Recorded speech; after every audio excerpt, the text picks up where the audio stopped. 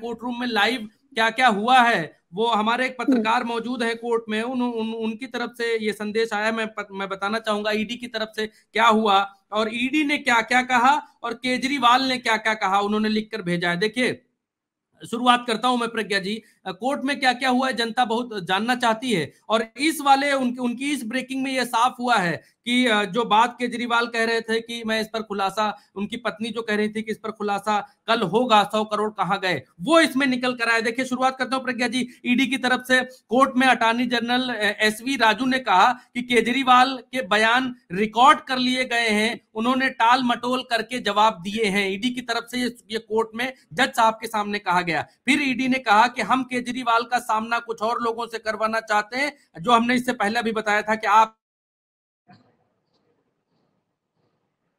जी जी बोलिए बोलिए।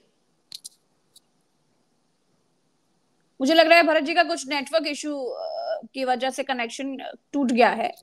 अभिनव हमारे साथ है, अभिनव सीधे ग्राउंड से हैं। अभिनव क्या कुछ अपडेट है ये प्रज्ञा जी बताइए। आवाज आ रही है क्या? हाँ हाँ आवाज आ गई भरत जी, आप रुक गए थे इसलिए मैं अभिनव जी के पास जी चली गई, प्रज्ञा लेकिन जी, आप अपनी बात पूरी करिए। जी ईडी ईडी ने कहा कि हम केजरीवाल का सामना कुछ और लोगों से करवाना चाहते हैं, आपके गोवा प्रत्याशी और के 4 और बयान दर्ज किए गए हैं, हम केजरीवाल और आप प्रत्याशी का आमना सामना कराना चाहते हैं, इसलिए milord we want more remand, 7 दिन की रिमांड चाहते हैं। फिर ईडी ने कहा कि केजरीवाल ने अपना पासवर्ड नहीं बताया है, इसके चलते हम डिजिटल डेटा हासिल नहीं कर पाए। केजरीवाल कह रहे हैं कि पहले वो अपने वकीलों से बात करेंगे, इसके बाद जो है अपना पासवर्ड देंगे कि नहीं देंगे इस पर विचार करेंगे। अगर वो पासवर्ड नहीं देते हैं तो हमें पासवर्ड ब्रेक करना होगा, ये कोर्ट के भीतर ईडी ने कहा है। फिर ईडी ने कहा कि केजरीवाल जानबूझकर पूछताछ में सहयोग नहीं कर रहे हैं, हमने पंजाब के कुछ एक्साइज अधिकारियों को भी इस मामले में समन भेजा है, उनसे भी केजरीवाल का आमना सामना कराना चाहते हैं। यानी पंजाब के एक्साइज ऑफिसर्स को, अधिकारियों को और गोवा के प्रत्याशी से आमना सामना कराना चाहते हैं, इसलिए हमको रिमांड और चाहिए। फिर जो है केजरीवाल ने जब बोलना शुरू किया प्रज्ञा जी, यहां से शुरू होता है असली खेल, यहां से शुरू होती है वो बात जो बात कल उनकी पत्नी ने कही थी कि खुलासा करेंगे। अब देखिए खुलासे में केजरीवाल ने क्या क्या कहा, क्या क्या किया। केजरीवाल ने कहा कि मैं ईडी अफसरों को धन्यवाद करना चाहता हूं। जब उन्होंने बोलना शुरू किया उन्होंने कहा कि मैं धन्यवाद करता हूं ईडी ऑफिसर्स का कि उन्होंने मुझे अपनी रिमांड में रखा, इसलिए उनका बहुत बहुत धन्यवाद। और ये केस चलते चलते 2 साल हो गए हैं, केजरीवाल ने कहा कि मुझे किसी कोर्ट में दोषी साबित नहीं किया जा सका, मुझे गिरफ्तार कर लिया गया। सीबीआई ने 31,000 पन्ने और ईडी ने 25,000 पेज दाखिल किए। आप इन दोनों को साथ में पढ़ लीजिए, मुझे क्यों गिरफ्तार किया है? जब इतना लिखा पढ़ी आप लोगों ने कर ली है, सब जान गए हैं, सब देख रहे हैं, तो मुझे क्यों गिरफ्तार किया जब मेरे खिलाफ सबूत ही नहीं उसमें मिला? 25,000 पन्ने में और 31,000 पन्ने में जब मेरे खिलाफ सबूत नहीं है तो फिर क्यों गिरफ्तार किया? आगे कोर्ट ने कहा कि आप जो बोल रहे हैं वो लिख कर क्यों नहीं दे देते? केजरीवाल ने कहा कि मेरा नाम 4 जगह पर आया है, मेरा नाम 4 जगह पर आया है, बस बस 4 जगह पर आया है, बस एक है सी अरविंद, उसमें बोला कि उसने मेरी उपस्थिति में कुछ दस्तावेज सिसोदिया को दिए। उन्होंने कहा मेरा नाम 4 जगह आया है, बस एक है सी अरविंद, उसने बोला कि उसने मेरी उपस्थिति में कुछ दस्तावेज सिसोदिया को दिए। मेरे घर रोज विधायक आते जाते हैं, मेरे घर रोज लोगों का तांता लगा रहता है। क्या ये स्टेटमेंट एक मौजूदा मुख्यमंत्री को गिरफ्तार कर देने के लिए काफी है? मैं समझाता हूं उसका मतलब क्या है। इसका मतलब यह है कि उन्होंने एक स्टेटमेंट उनके खिलाफ जो आया है, उस स्टेटमेंट में यह कहा गया था प्रज्ञा जी कि उनके घर पर जो है ये सब बातें हुई थी, सिसोदिया से बातें हुई थी और इनकी मौजूदगी में हुई थी केजरीवाल की। तो केजरीवाल ने कहा कि मेरे घर पर तमाम लोगों का आना जाना लगा रहता है, तमाम विधायक आते जाते रहते हैं, और अगर कोई ये कह दे कि हम जो है मुख्यमंत्री के घर पर गए थे और मुख्यमंत्री के घर पर हमने ये बात फलाने से की थी, तो अगर तुम कोई बात फलाने से करते हो, किसी और से कानाफूसी करते हो, कोई बात किसी से करते हो, तो उसमें मुख्यमंत्री को गिरफ्तार कर लेने के लिए क्या इतना काफी है कि अगर जाओ किसी मुख्यमंत्री के घर में आप कोई बात कर लो किसी दूसरे व्यक्ति से और फिर कह दो कि मुख्यमंत्री इसके लिए जिम्मेदार है, और कोई बयान दे कि मुख्यमंत्री के घर पर हमने ये बात की थी, तो फिर मुख्यमंत्री को ही उठा लो? क्या ये जायज है? केजरीवाल ने ये पूछा कोर्ट के भीतर। और आगे केजरीवाल ने कहा कि गवाह जो राघव मुंगटा, जो केजरीवाल ने एक और गवाह का अंदर जो है वो जिक्र किया, उनका नाम है राघव मुंगटा, उनका भी हवाला उन्होंने दिया। केजरीवाल ने कहा कि इस मामले में लोग गवाह बन जा रहे हैं और लोगों को बयान बदलने के लिए मजबूर किया जा रहा है, मतलब गवाह आते जा रहे हैं और लोगों के बयान जो है वो बदलते जा रहे हैं और मजबूर किया जा रहा है। कोर्ट ने कहा कि हम आपको 5 मिनट से ज्यादा बोलने नहीं देंगे, 5 मिनट का वक्त और आपको देते हैं, जितनी बात कहनी है आप कंप्लीट करिए, बड़ी बड़ी कहानी मत बताइए, ये कोर्ट की तरफ से ये कहा गया। केजरीवाल ने कहा कि ईडी का मिशन सिर्फ और सिर्फ मुझे फंसाना था, 3 स्टेटमेंट दिए गए और उनमें से कोर्ट के सामने वो बयान लाया गया जिसमें मुझे फंसाया गया, ऐसा क्यों, ये सही नहीं है, ये केजरीवाल ने कहा। केजरीवाल ने आगे कहा कि अगला है केजरीवाल ने कहा कि एक और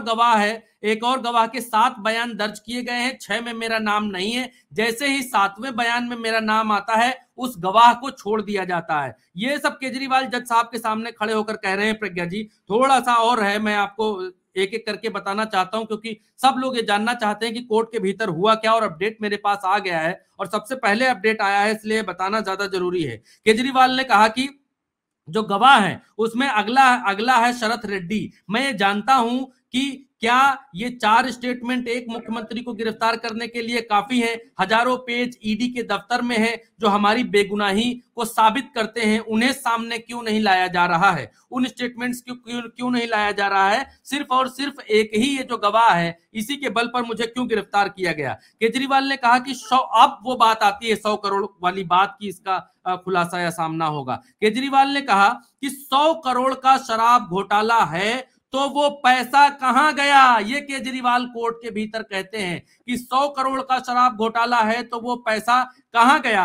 असली शराब घोटाला शुरू होता है ईडी की जांच के बाद, ये केजरीवाल का कहना है कि असली शराब घोटाला शुरू होता है ईडी की जांच के बाद। जैसे ही ईडी की एंट्री होती है वैसे ही इसे शराब घोटाले का नाम दे दिया जाता है। ईडी के 2 मकसद थे, ये केजरीवाल ने जज साहब के सामने कहा, एक आपको खत्म करना और पर्दा डालकर उगाही का रैकेट चलाना, इसके जरिए वो पैसा इकट्ठा कर रहे थे।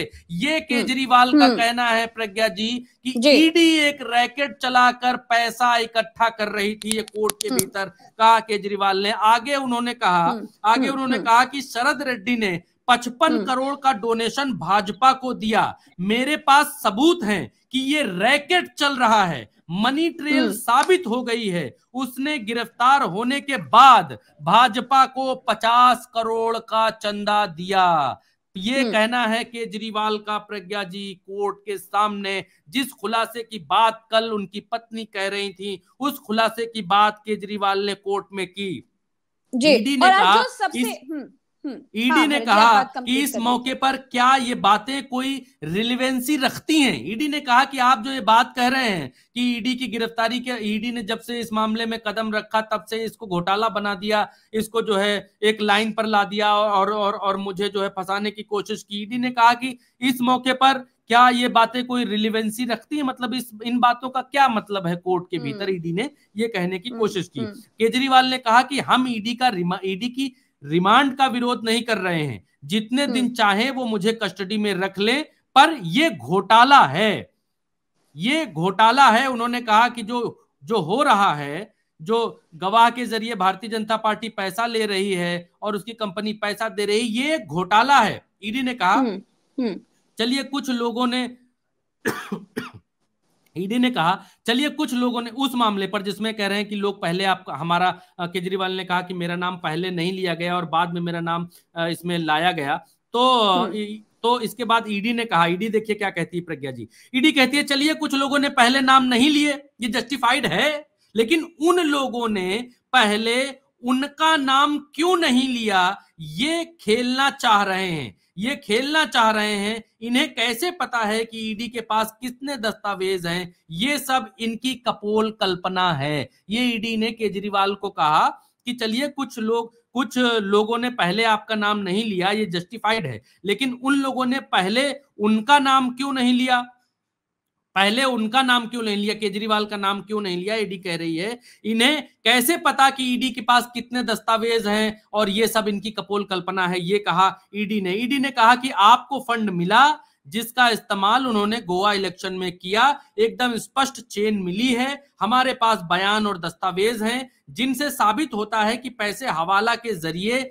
आए और फिर गोवा चुनाव की फंडिंग की गई। ये ईडी का कहना है कोर्ट के सामने। फिर ईडी कहती है, केजरीवाल जब अपनी बात कर लेते हैं तो ईडी कहती है कि ये कह रहे हैं कि पैसे भाजपा को दिए गए, इसका शराब घोटाले से कोई लेना देना नहीं है, मुख्यमंत्री कानून से ऊपर नहीं होता है, वो भी आम आदमी है, ये ईडी ने कहा। ईडी ने इस बात को इग्नोर कर दिया कि भाजपा को पैसे दिए गए, फंड के जरिए पैसे दिए गए, इस बात को ईडी ने इग्नोर कर दिया। प्रज्ञा जी, उन्होंने कहा कि ये कह रहे हैं कि पैसे, अक्षरशः बता रहा हूं प्रज्ञा जी, इसलिए थोड़ी लैंग्वेज टूटी फूटी हो सकती है, और जो कोर्ट में हुआ वो अक्षरशः मैं आपको बता रहा हूं। ईडी ने कहा कि ये मतलब केजरीवाल कह रहे हैं कि पैसे भाजपा को दिए गए, उसका शराब घोटाले से कोई लेना देना नहीं है, जो चंदा वाला पैसा है उसकी बात कर रहे हैं, उसका शराब घोटाले से कोई लेना देना नहीं है, मुख्यमंत्री कानून से ऊपर नहीं होता है, वो भी आम आदमी है। लेकिन प्रज्ञा जी, यहां पर ईडी ये नहीं बताती है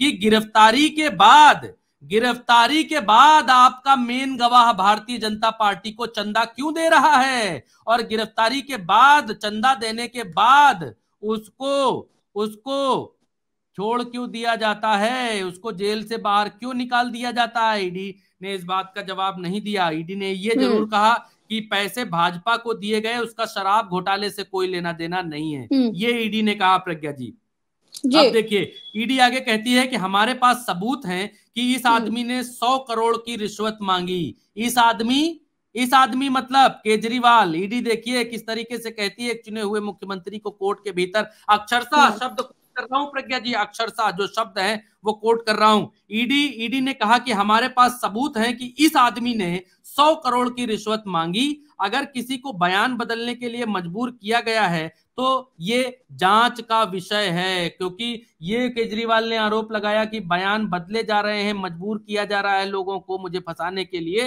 तो ईडी ने कहा कि अगर किसी को बयान बदलने के लिए मजबूर किया गया है तो ये जांच का विषय है, मतलब जांच के भीतर एक और जांच, और कौन करेगा ये जांच, ये नहीं बताया।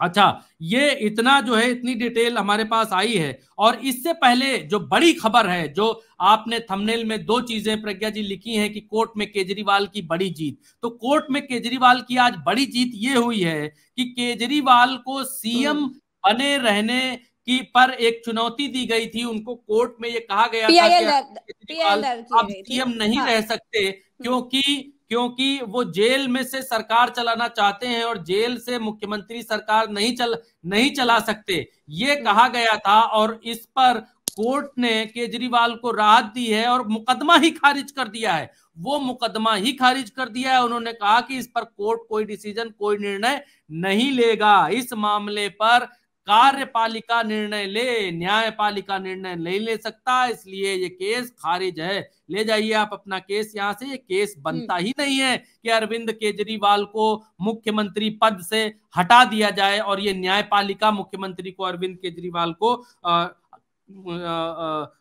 सीएम पद से हटाए।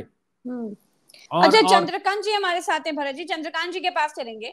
चंद्रकांत जी, जिस तरीके से आज कोर्ट में अरविंद केजरीवाल ने ये बात कही है कि प्रज्ञा जी, एक चीज और है, मैं थोड़ा सा मैं रोकना चाहूंगा आपको थोड़ा सा। कोर्ट हाई कोर्ट है जो पहला वाला डिसीजन आया है जिस पर केजरीवाल की बड़ी जीत, तो कोर्ट के भीतर उसमें क्या हुआ है वो डिटेल भी हमारे पास आ गई है कोर्ट के अंदर से, तो वो भी मैं आपको बताना चाहूंगा। उस वाले कोर्ट में जिसमें अरविंद केजरीवाल के बारे में कहा गया कि आप मुख्यमंत्री बने रह सकते हैं, ये कोर्ट डिसीजन नहीं लेगा, मुख्यमंत्री बने रह सकते हैं अरविंद केजरीवाल, ठीक है। तो और इस केस को खारिज किया जाता है। उसमें अंदर ये हुआ कि हाई कोर्ट ने कहा कि जो आप कह रहे हैं उसके लिए कोई कानून है, क्योंकि कहा गया कि अरविंद केजरीवाल दिल्ली से जेल से सरकार नहीं चला सकते, इनको हटाया जाए। उस पर कहा गया कि कोर्ट ने कहा कि जो आप कह रहे हैं इसके लिए कोई कानून या नियम है तो हमें बताइए, क्या ऐसा कोई प्रतिबंध है जो आप हमें बता सकें। ऐसी कोई भी चीज कि केजरीवाल मुख्यमंत्री के पद पर नहीं रह सकते, क्या ऐसा कुछ है? तो आपको फिर कोर्ट ने कहा कि आपको हमें बताना होगा कि ऐसा कोई नियम है, कोई प्रतिबंध है जो केजरीवाल को मुख्यमंत्री के पद पर नहीं रहने दे सकता हो। इस मामले में अगर कोई संवैधानिक विफलता होती है तो राष्ट्रपति या फिर एलजी इस पर कदम उठाएंगे, कोर्ट नहीं उठाएगा। या इस मामले में किसी अगला पूछा, क्या इस मामले में किसी तरह की न्यायिक हस्तक्षेप की गुंजाइश है? हमने आज का अखबार पढ़ा, एलजी इस मामले को देख रहे हैं, इसके बाद ये मामला राष्ट्रपति के पास जाएगा, ये कोर्ट ने कहा। कोर्ट ने कहा कि हम मानते हैं कुछ व्यवहारिक दिक्कतें हो सकती हैं, हम इस पर कोई आदेश क्यों जारी करें? हमें राष्ट्रपति या एलजी को कोई निर्देश देने की जरूरत नहीं है। कार्यपालिका राष्ट्रपति शासन लागू करती है, उन्हें निर्देश देना हमारा काम नहीं है। हम इसमें दखलंदाजी कैसे कर सकते हैं? हमें विश्वास है कि कार्यपालिका इस पूरे मामले को देख रही है। कुछ वक्त लग सकता है लेकिन वो फैसला जरूर लेंगे। आज की तारीख में कोई कानूनी प्रतिबंध नहीं है, ये कोर्ट ने कहा। कोर्ट ने फिर आगे कहा कि हमें राजनीति में नहीं उतरना चाहिए, राजनीतिक पार्टियां इसे देखेंगी, ये जनता के बीच होगा, ये हमारा काम नहीं है। न्यायिक दखलंदाजी की इसमें कोई गुंजाइश नहीं है, ये अब दूसरे लोगों का मामला है, ये कोर्ट ने कहा केजरीवाल के मुख्यमंत्री बने रहने के मामले में। फिर आगे कोर्ट कहता है याचिकाकारिता का कहना है कि अगर केजरीवाल मुख्यमंत्री बने रहते हो तो दिल्ली सरकार की विश्वसनीयता और छवि खराब होगी।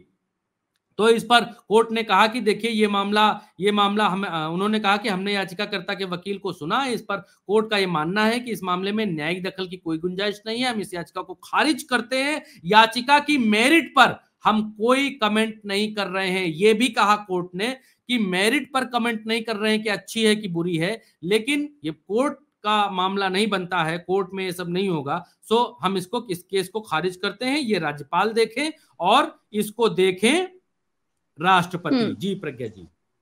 चंद्रकांत जी, मेरा सवाल आपसे ये था कि जिस तरीके से आज कोर्ट में अरविंद केजरीवाल ने ये बात कही है, बड़ा दावा किया है कि ईडी की जांच का मकसद आप यानी आम आदमी पार्टी को खत्म करना है, तो आपको क्या लगता है कि अब क्या आम आदमी पार्टी पहले से ज्यादा कमजोर हो जाएगी? क्योंकि जो तेवर अरविंद केजरीवाल के दिखाई दे रहे हैं, जेल में जाने के बाद भी, गिरफ्तार होने के बाद भी, वो बहुत ही अग्रेसिव दिखाई दे रहे हैं।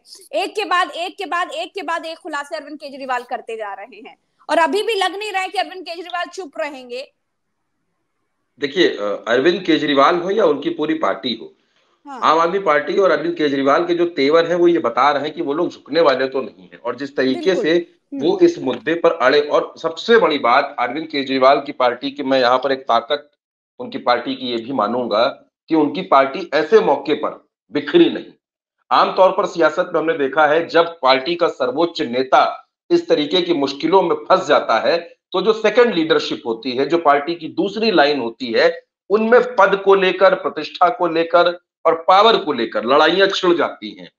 लड़ाइयां छिड़ सकती थी सौरभ भारद्वाज और आतिशी के बीच में, लड़ाइयां छिड़ सकती थी बाकी नेताओं के बीच में, लेकिन आम आदमी पार्टी में ऐसा कुछ भी देखने को नहीं मिला। आम आदमी पार्टी पूरे अभी तक मैं एक बड़ी खबर आ रही है हमारे पास कि अभी थोड़ी ही देर में हमारे पास केजरीवाल के वकील का बयान आने वाला है, और उस वकील का बयान जैसे ही आ जाएगा हम सुनाएंगे। आप बात पूरी करिए।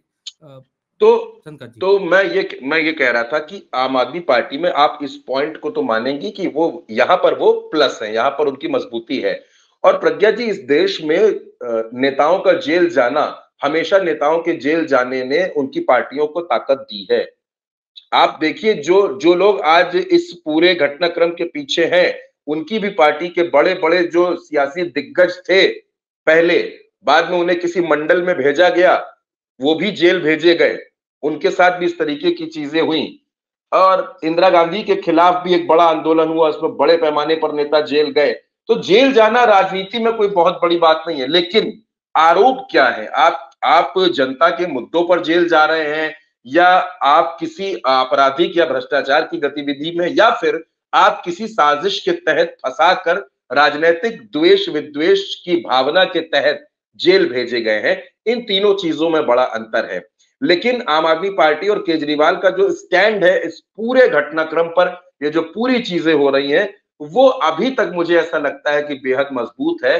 बीजेपी ने एक मैसेज ये भी देने की कोशिश की जब सुनीता केजरीवाल पहली बार मीडिया के सामने आई और पहली बार उन्होंने अपनी बात रखी कि अरविंद केजरीवाल अपनी पत्नी को चेहरा बना रहे, नेता बना रहे, सीएम बना देंगे, ऐसा कुछ नहीं हुआ।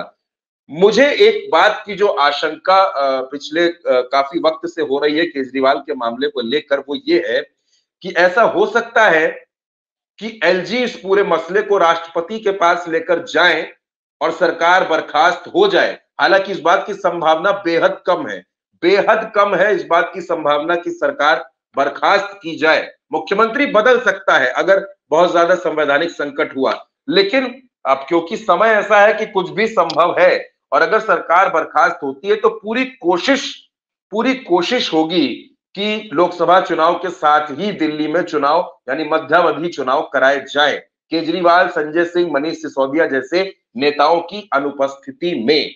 यह भी कोशिश हो सकती है कि इन नेताओं की अनुपस्थिति में दिल्ली पर भी कब्जा कर लिया जाए।